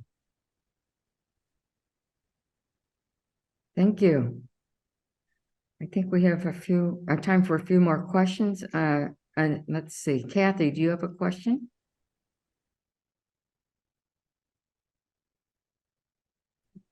You're muted, Kathy. Yes, I did. Do you believe where we're at right now is the result of the basic rejection of Humanae Vitae? Well, that was a pinnacle point in the theology and in the, you know, anthropology that John Paul II is working with. Is that's really where the sign of the ethos shift is. And so we have this great teaching from Pope Paul VI that the widespread acceptance of contraception will lead to greater evils, and especially the degradation of women. And he didn't mean in some practical mechanistic way that if women are on the pill, they'll be more likely to be used or something. He meant that once we become convinced that it's good and logical to sterilize and eliminate the fertility of sexuality, we've taken on a whole mentality that whatever we want to do to the sexuality of the body is legitimate. And so we will begin to do all the other things that we might be tempted to do. But certainly the first Catholic teaching on the issue, how we got to where we are, is in the 1930 encyclical from Pope Pius XI, Costi Connubier on Christian marriage. And what he mentions there in 1930 is that there are clear signs of a neo-paganism. It's a new paganism, not like ancient paganism that we dealt with in the early evangelization, but a new paganism had emerged that was becoming, maybe not yet in 1930 the dominant, but a prominent force in culture. And it was shaping the way people think and live, and even affecting the faithful. That's the way he puts it, that the faithful are being, affected by this, and it's eroding their faith and their practice of their faith. And that neo-paganism of the early 20th century is really how we got to where we are today. It took about 100 years to get to where we are today. This is when the early social sexologists proposed the sexual revolution in writing very clearly as a program, also in the 1920s and 30s. They wrote books, they wrote plans, they had a strategy. It really was patterned on a Marxist kind of revolution, shifted from the economic sphere to the sexual sphere. So it was clearly forming at that point what we're suffering the results of today. But the acceptance of contraception and what you mentioned, Humanae Vitae, was a tipping point. The sterilization of the body is this clear imposition of or application of gender ideology. So remember, gender ideology says what we want is what matters. And it was clearly applied to the idea of being fertile. If we want to be fertile, if we want our sex to be fertile, that's what makes fertility of value. If we do not want to be fertile, it loses all its value. And that was what was the widely accepted when he talked about the widespread acceptance of contraception. What was widely accepted is fertility is only good when we want it. Well, that is the paradigm of good and want are synonymous. And once that was accepted on a broad scale, then other things like acceptance of homosexuality are unavoidable, because what's being expressed there is a want for a same-sex relationship. And we've already established that paradigm at the level of fertility. Want and good are synonymous. Unwanted is the only thing that is bad. So as it filtered into the culture, it was through this avenue of the widespread acceptance of contraception. And the question is spot on with that where we are today, that was a tipping point. But we are where we are today because we got to the point in the 1960s through the people actively working on the sexual revolution beginning in the early 20th century. But it's a trajectory, right? It started at one place in the early 20th century. It got to somewhere in the mid and late 20th century. It's here now, and it is going to just keep going. There are inevitable points on this line that once you go in that direction, you can't resist them, at least in its inherent logic. I don't really want to say much more, Kathy, except just to say something about myself here, because I was received into the church in 1985. And I really wanted to become Catholic for lots and lots of reasons. And I can remember when I was received into the church, you say, I believe all the Catholic Church believes, and you make that statement of faith. But in fact, there were lots of things I didn't believe. And but in my mind, I thought, but they're not important. And amongst those was the church's teaching on contraception. And I was almost as soon as I became a Catholic, I was placed in a teaching situation. And as I say, I think what's interesting for me thinking back on this was it didn't even cross my mind that the church could be right. I'd never explored the question. I'd never read Humanae Vitae. I'd never read anything. it was so culturally difficult for me to even question contraception that when I say I knew, this is inverted commas, I knew it was wrong. I just knew the church was wrong. But I thought it doesn't really matter. I want to be Catholic anyway.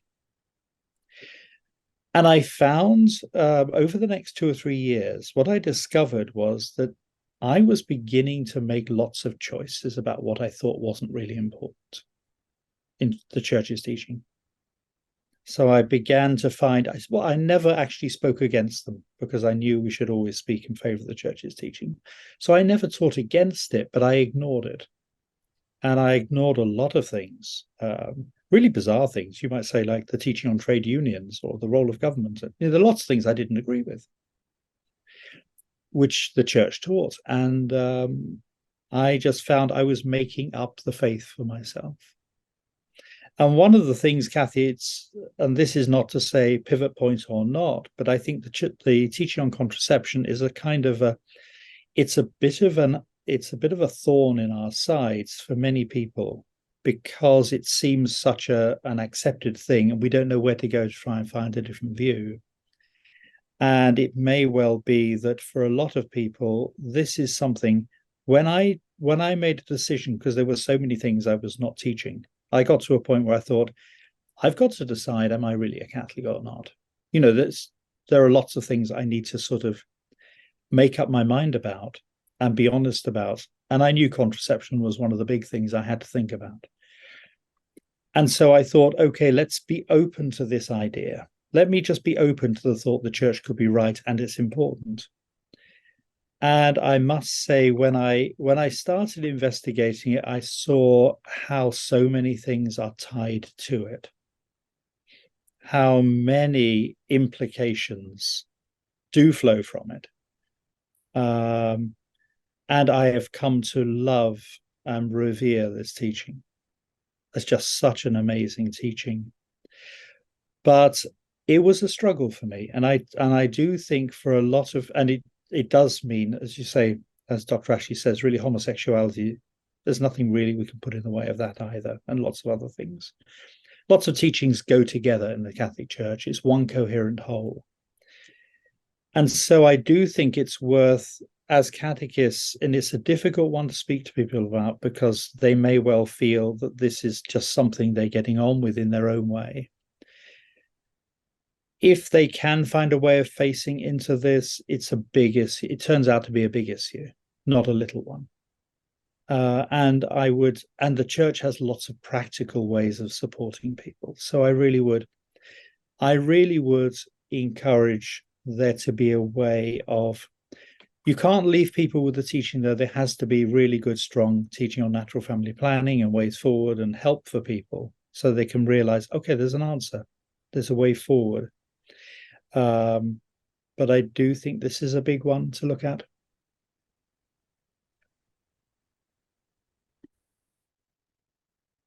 Thank you. Our next question comes from Anita out in Plattsburgh.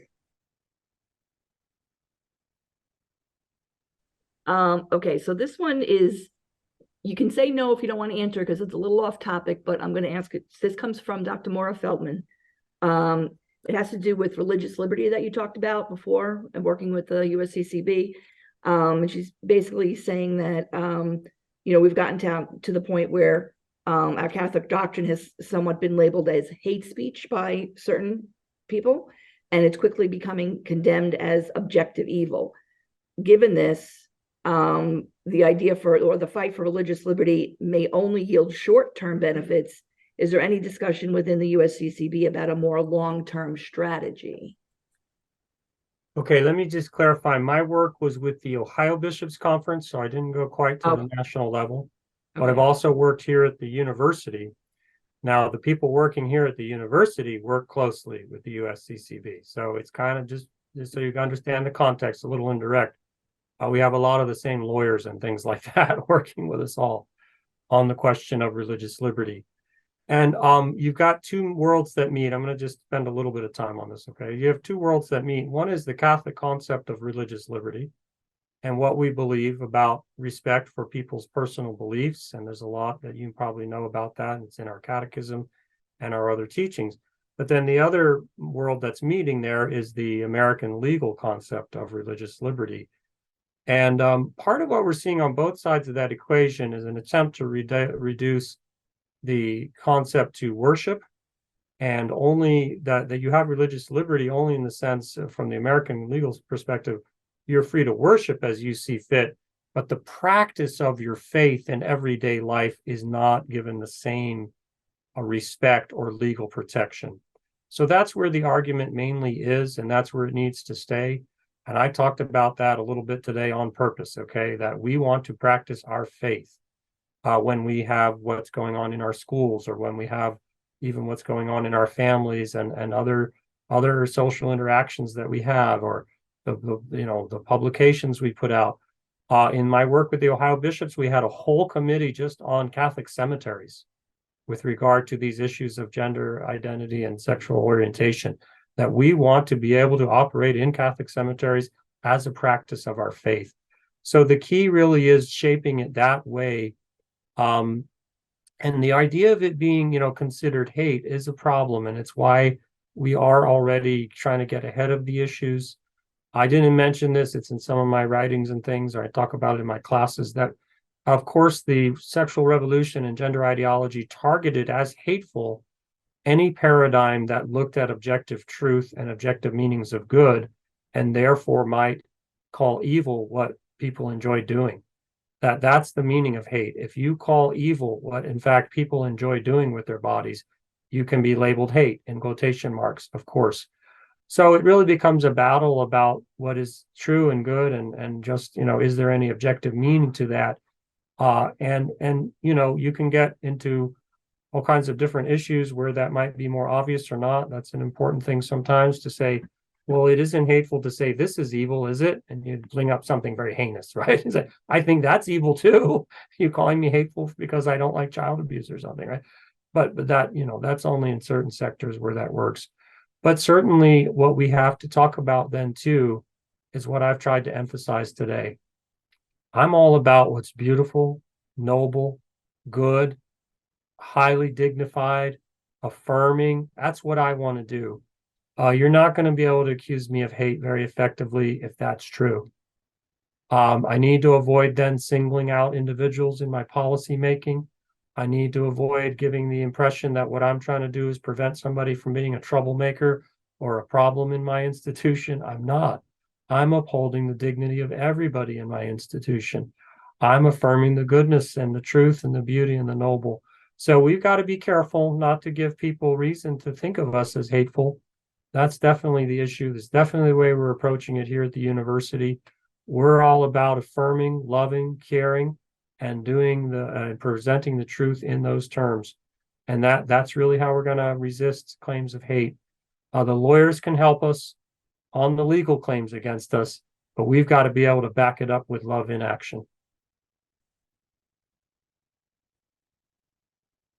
Thanks, Anita. I don't think I really have anything to add to that. That was just, I thought, such a clear, helpful response on so many different levels. So I think, that was good advice. Thank you. Thank you. The next question is from Sister out in Watertown, Sister Ellen Rose. This question takes us perhaps back to the first presentation, but with the awareness that many of the children that we teach, whether in our schools or in our parish programs, have limited knowledge of their faith, and their parents have limited knowledge of their faith, how would you help them to understand what being made in God's image of God means?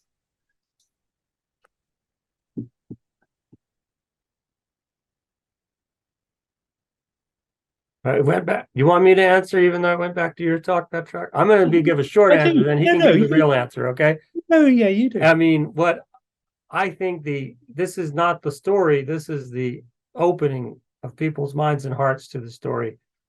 I think you are someone with inherent and inalienable worth, made as a gift to be loved and respected. That's what it means to be the image of God. And that's not the full theological meaning, but that's the full impact. In other words, I'm not willing to see you as something whose value rests in what can be done with you, what can be gotten from you, or what can be done by you. I have a value approach to you. And to be the image of God is to really touch that desire in people's hearts. They want to be valued for who they are, not what they can do or what can be gotten from them. And that's the beacon to draw them into the full theological meaning that Petrarch presented this morning. Yeah, no. So, what would I say there? You probably all know in catechesis, there's a big movement now because precisely what you said, sister. So many of our families don't really know the faith very well, and yet they come to us for catechesis as though there is a kind of foundation that they've got. And so the church has increasingly been asking for, the phrase it uses is an evangelizing catechesis. In other words, a catechesis which, whatever anybody comes to us for at any stage, we don't necessarily presume that they know the faith already as good news, especially the good news of the person. But we make sure that in every catechesis, say they come for marriage catechesis or confirmation, or they're in a particular grade and they're studying, the story of Israel this semester, or whatever it is they're doing, we make sure that we have run all the way through it. We not only lead it as the first point, but everything we teach as good news. So we teach everything with an eye to that fundamental good news about their worth, God's love for us, that he has a plan, that he's calling us to everlasting life, that Christ died for us.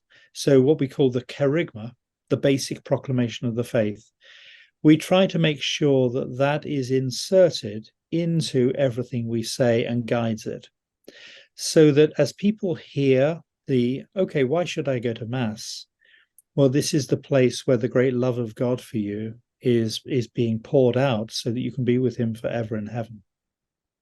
Why do I get confirmed? Well, because God wants to restore his likeness in us so that we shine as the children of God he's made us to be. And so he's going to pour his Spirit out on us. So we get used to explaining every single doctrine, everything we do, in terms of placing it within the framework of the good news. And that means that they're hearing that over and over again. And it grounds them, it gives them an orientation, and gradually, if you like, that truth settles on our lives and we can hear everything else in relation to it. So that's called an evangelizing catechesis. Now, the lovely thing is at the moment that the Bishops' Conference of the United States, who I just so admire for their work, have decided they're approaching all the publishers and asking the publishers to make sure that there is an evangelizing catechesis in every text that the publishers produce. And they recognize, we're doing a lot of very good work comprehensively and making sure the truths are known, but they want everything framed in that way so that, if you like, we can pull people back in who haven't had a good formation. And so they can be helped to see the central point and learn the teachings of the faith through that. So that's good. And, I think that's our work as catechists, to make sure we can do this evangelizing catechesis. Thank you so much for all your comments and questions. We're going to close out this Q&A session at this moment.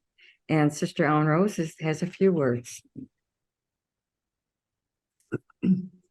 Before we have Anita lead us in the closing prayer, I just wanted to make a couple of comments. I want to thank the bishop. Up until just a few minutes ago, he has been joining us, and he joined us for both days. He was here yesterday when Catholic school administrators and faculty were part of the session. He was again with us today. I think all of us in the North Country know how visible the bishop is, how available he is, how much he supports our efforts, your efforts in faith formation and also in our Catholic schools. And he makes such a commitment of time to make sure that we have the resources and the tools and the accompaniment, his personal accompaniment in all of our work. So even though he's not here to hear it, we'll voice our thanks to him again when I see him on Monday. And I also want to thank Kathy and Anita and Karen, because there's been months of planning with in terms of this Celebrate Christ. And when we made the decision to move it from an in-person event to a Zoom event, there were many details that needed to be worked out. And I thank them for their assistance and for their skill and for the many good ideas that they have presented as we've gone along. I want to thank the participants today. You know, all of us are catechists, really. Aren't we all called to proclaim our faith, sometimes by words, always by our witness, always by our actions. And when Petrarch this morning talked about that God never forgets us, when he talked about remembering, it just sparked a remembrance of mine in terms of how Pope Francis defines a catechist. One of the descriptions that he gives of a catechist is someone who keeps the memory of God alive. How beautiful. Keep the memory of God alive. What a noble vocation that is. And we know that we can do that only with the help of his grace, only as we remain open always to the inspiration of the Holy Spirit, and the guidance of the Holy Spirit. But thank you so much for what you do in your parishes, of keeping that memory of God alive. And with that having been said, oh, I also want to mention, again, the Catechetical Institute. You've met two of the finest presenters of the workshops, many workshops that Catechetical Institute offers. Again, through the bishop's generosity, we are in partnership. There was no cost to the parishes for this partnership. It was through the bishop's generosity that we have this partnership. And I just encourage you to reach out to Kathy, to reach out to Anita, to reach out to myself in terms of how we can use those workshops most effectively. You know, it's the bishop's wish that we do that in a communal setting, because he's just absolutely convinced that that relational element is so important. And isn't it? I mean, I don't know about you, but I was so moved yesterday and again today by some of the personal sharing of the presenters. You know, that ability to share their faith, their struggles, is so important.